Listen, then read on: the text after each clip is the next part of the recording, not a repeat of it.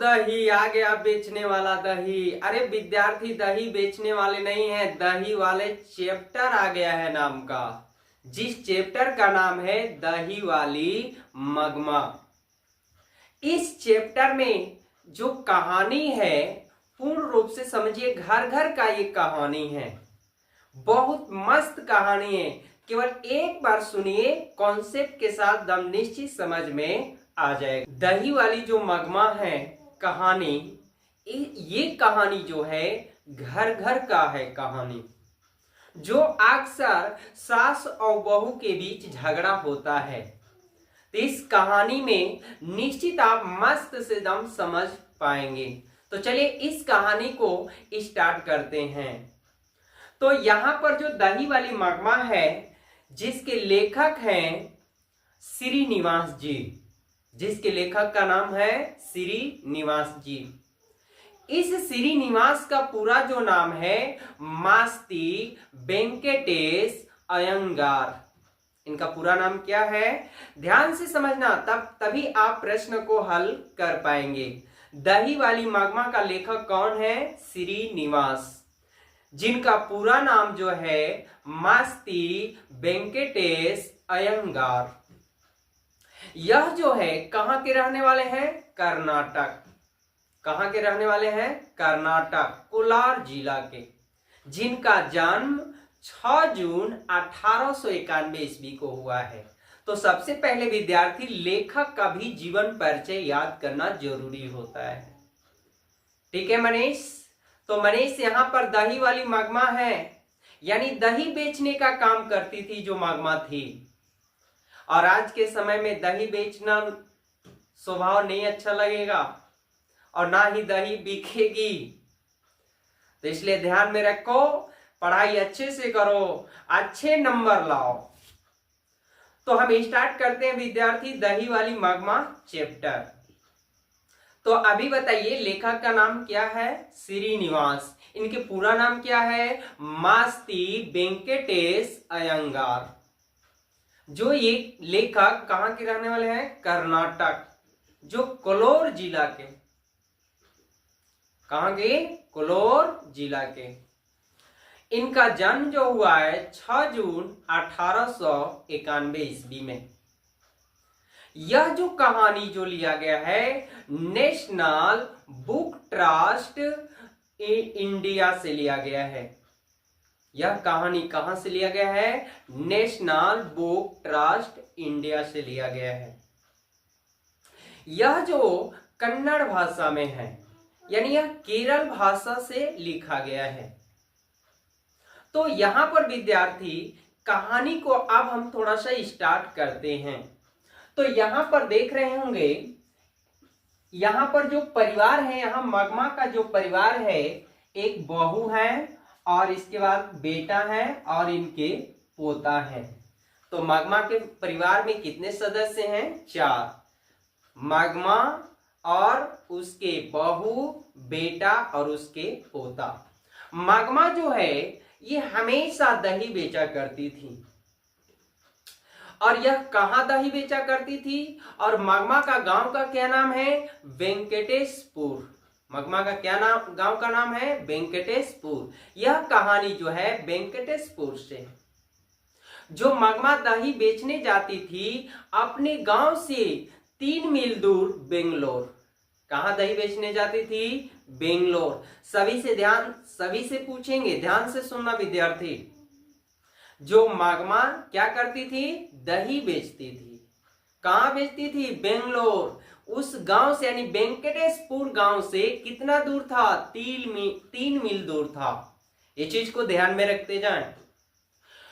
वहां पर जैसे होता है ना कि कोई बेचता है तो अक्सर कोई ना कोई एक या दो व्यक्ति ऐसा हो जाते हैं जिनसे हमेशा चर्चित होने लगता है। तो वहां पे एक, जब मगमा बेचने जाती थी तो उस गांव में, यानी बेंगलोर गांव में एक माँ जी थी, उनके संपर्क में आ जाती थी। कभी भी वो बेचने जाती थी तो माँ से हमेशा अक्सर पूछा करती थी, अपना जीवन के यापन में हमेशा बातें करती थी। जो भी चीज समझना था तो समझो माँ जी वो उसको मान ली थी। माँ से हमेशा बात करती थी और हमेशा दही दिया करती थी। तो यहां पर ध्यान रखना है विद्यार्थी कि जो माँ से मुलाकात करती थी, यानी अपने घर के बातें सारा चीज बताती थी, ओपन करके पूछती भी थी कि कैसे हमें करना चाहिए, क्या करना चाहिए। और मागमा जब भी बेच के आती थी तो अपने पोता के लिए चॉकलेट भी लेके आती थी। क्या लेके आती थी? चॉकलेट। ये चीज को ध्यान में सुनना। क्या लेके आती थी अपने पोता के लिए? चॉकलेट। और एक दिन की बात है विद्यार्थी, जो बहू उनकी थी जिसका नाम था नजमा, बहू का क्या नाम था? नजमा। पर इस चैप्टर में उनके बेटा और पोता का नाम दिया नहीं है। बहू का नाम क्या है? नजमा है। तो नजमा ने अपने बेटे को यानी मागमा के पोते को पीट रही थी, किसी बात को लेकर क्या कर रही थी? पीट रही थी।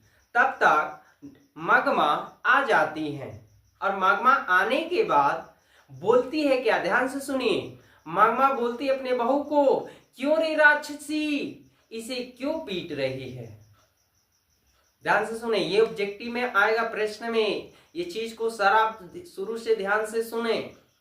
मागमा क्या बोली? क्यों रे राक्षसी, इसे क्यों पीट रही है? आने दो बेटा को, आपको डांट दिलवाऊंगा। ऐसा कौन बोला? मागमा। और ऐसा करने के बाद जब उसके बेटा आ जाते हैं, किनका? मागमा का, तो सारा बात वो सुना देती हैं और बेटा सुन भी लेता है। और बेटा बोलता है कि क्या इन्हें, वो बोलता है क्या इन्हें मारने का हक नहीं है? क्या इसका बेटा है तो मारने का हक नहीं है? तो मागमा जो है वो बोलती है, कौन बोलती है? मागमा, कि आप लोग को मैं बोझ हो गया हूं, लगता है मुझे अब अलग रहना पड़ेगा। तो उसके बेटा बोलते हैं जैसे आपको समझ में आ रहा वैसा करिए। तो मागमा जो है उसी समय दोपहर से वह उन लोगों से अलग होकर अपना खाना बनाने लगी, यानी अलग रहने लगी। कब से? दोपहर से। ऑब्जेक्टिव में पूछा जाएगा, ये चीज को ध्यान रखना। तो थोड़ा सा ऑब्जेक्टिव के लिए चर्चा कर देते हैं हम लोग। विद्यार्थी पूछेगा कि कौन दही बेचती थी? तो मागमा। मागमा के बहू का क्या नाम था? नजमा। मागमा कहां बेचने जाती थी दही? बताइए। बेंगलोर। कितने दूर था गांव से? 3 मील। और उस मागमा का गांव का क्या नाम था? वेंकटेशपुर। लेखक का जन्म बताइए। 6 जून 1891। लेखक का पूरा नाम बताइए। मास्ती वेंकटेश अयंगार। ये चीज को ध्यान में रखें। और लेखक जो है इतने विद्यार्थी, जब मागमा अपनी बहू से अलग हो गई, यानी क्यों अलग हो गई? क्योंकि नजमा जो है अपने बेटे को पीट रही थी। तो मागमा ने क्या बोली? बहू को यानी नजमा को क्या बोली? क्यों रे राक्षसी, इसे क्यों पीट रही है? तो नजमा ने यानी उसके बहू ने क्या बोली? आपका ही तो दुलार बिगाड़ा है। क्या ये मेरा बेटा है? क्या मेरे को पीटने का हक नहीं है? क्या मैं इसे पीट नहीं सकता हूं? ऐसा कौन बोला? उसके बहू। तो मागमा और बहू में विवाद होने के बाद मागमा क्या कहती है? आने दो बेटा को।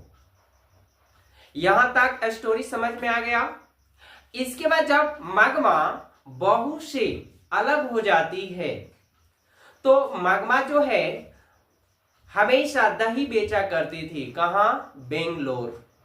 और जब मागमा बेचा करती थी और जब बेच के आती थी तो रास्ते में अमराई कुआं पड़ता था। रास्ते में क्या पड़ता था? अमराई कुआं। और मागमा जो है पान सुपारी खाती रहती थी। मागमा क्या खाती थी? पान सुपारी। जब मागमा अपने बहू से अलग हो गई, अलग होने के बाद मागमा के पास पर्याप्त पैसा बचने लगे, क्योंकि अलग हो गई थी, उसके पास ज्यादा खर्च नहीं था। तो मागमा जब गई अपनी माँ जी के पास, यानी माँ जी कहां के रहने वाली थी? बेंगलोर। ठीक है। तो मागमा जो है माँ जी को देखी मखमल का ब्लाउज पहने। तो मागमा माँ जी से पूछी, माँ ये ब्लाउज कितना का है? तो माँ जी बताई 7 से 8 रुपए है। तो जब मागमा उसको खरीद कर जब मखमल का ब्लाउज पहन ली तो नजमा जब देखी यानी जलन होने लगा। तो सास बहू का जलन समझते ही हैं। तो नजमा जो है यानी उसके जो बहू है बोली, लगता है बूढ़े समय में जवानी याद आ रहा है। ऐसा कौन बोला? उसकी बहू। इसके बाद एक दिन की बात है, उसी गांव का एक लड़का जो था जुआरी, लालच लमटा जुआरी एक लड़का था, और जब जान गया कि मागमा के पास कुछ पर्याप्त पैसे हैं तो वो उसके पीछे लग गया। किसके पीछे? मागमा के पीछे।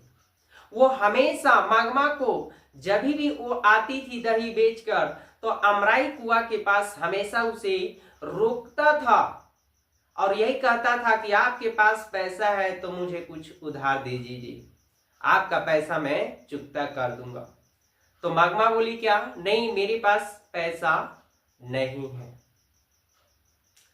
तो अब क्या कि मागमा अब सोचने लगी कि मेरे पास इतना पैसा है, अब कोई खर्च नहीं है, क्योंकि पहले जो था मैं बहू को अपने गहना वगैरह बनवाता था, अब तो उतना मेरे खर्च नहीं है। और मागमा क्या खाती पता है? पान सुपारी। फिर भी उनके पास पैसा बचने लगा तो माँ जी को, माँ जी यानी बेंगलोर की माँ का बात कर रहे हैं, माँ जी को वो जो पैसा उसके पास बचा था मागमा के पास वो दे दी। बोली कि आप इसे रख लीजिए, जब आवश्यकता आएंगे तो फिर देना। बहू को पता चल गया कि रंगप्पा जो था जुआरी लड़का मेरी सासू माँ से यानी माँ मागमा से पैसा मांग रहा है। तो उसकी बहू जो नजमा थी वो सोचने लगी कैसे हम उस पैसा को ले सके। अब हम तो मागमा जो थी बेंगलोर की माँ को पैसा अपना जो है रखने के लिए दे दी थी।